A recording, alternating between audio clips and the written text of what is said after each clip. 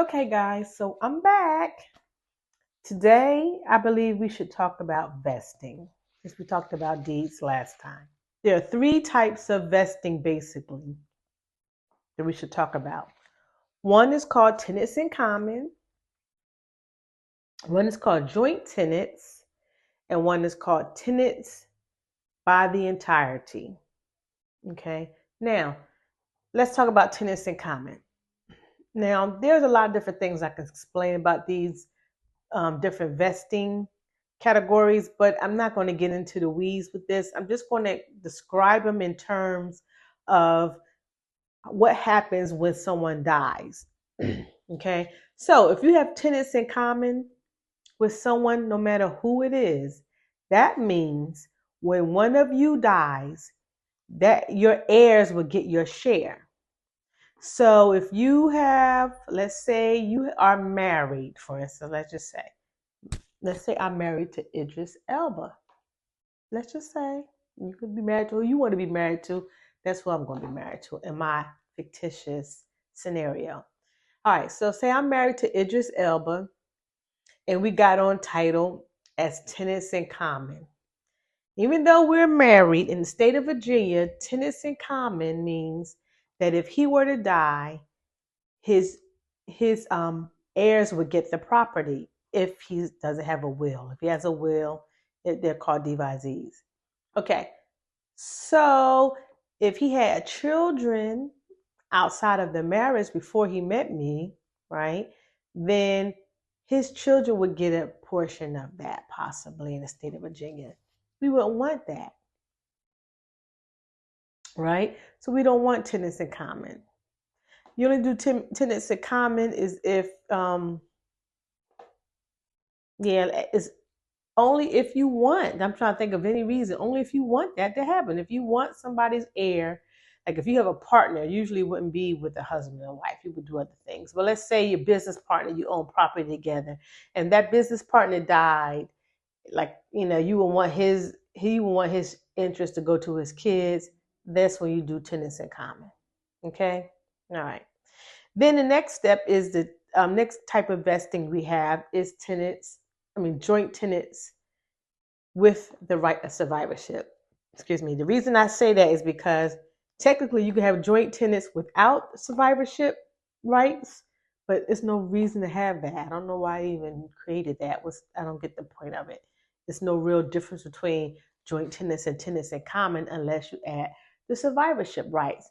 Now, some states, I think the survivorship rights might be automatic, but in the state of Virginia, it's not. You have to actually have joint tenants with the right of survivorship to actually have survivorship rights.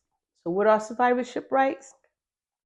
Well, survivorship rights are important because that means if one of the people on title dies, then their portion of the property goes automatically to whoever survived, right? So if it's again back to Idris Elba and me, we're entitled together, and we're entitled as joint tenants with the right of survivorship.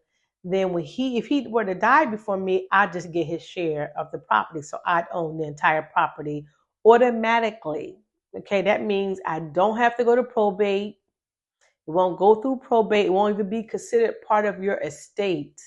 It'll just automatically transfer to me. And anybody who sees the deed will say, oh, well, where's Idris? And now I have to pull out his death certificate and then they'll see that's automatically mine. Nothing else has to be done. Okay. Now, tenants, tenants, joint, I'm sorry, tenants by the entirety with the right of survivorship. You could just say tenants by the entirety. You don't have to say with the right of survivorship because that's the only way tenants by the entirety works. Okay, and that's the third one. Now that can only be held by a husband and wife. Okay, you have to be legally married to get this tenancy. And in some states, it's automatically given if you're married and you get on title, then you automatically have that right. Not in the state of Virginia. Here, you have to actually say tenants by the entirety, at least on your deed. And this is important because, for one thing, it has the survivorship rights, like we talked about, just like joint tenants. But it also has another layer of protection that joint tenants, nor does tenants in common have.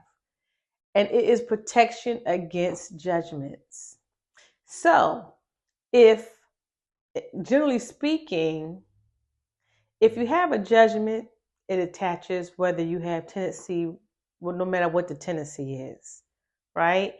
Except for this last one. Tenants by the entirety means that if your husband has a judgment against him, then it won't attach because you have protection. You're really not a husband and a wife. You're a husband-wife. You're one entity under the law. So you can only get judgments together that will attach to your property. But if you get judgments as an individual, then that won't attach to your property because you have tenants by the entirety protection. But it has to be spelled out on your deed. Otherwise, you don't have that protection. Now, there's one exception to that rule, which is IRS liens. There might be other ones, but that's generally the only exception you have to worry about is IRS liens. That interferes. IRS or USA liens, they may break that tenancy, but that's it. No other creditor can really break that tenancy. So you'll have that protection. So if you're married, you want to make sure your deed says tenants, your husband and wife, tenants by the entirety with the right of survivorship. Okay? All right, until next time, guys. Hope that was helpful.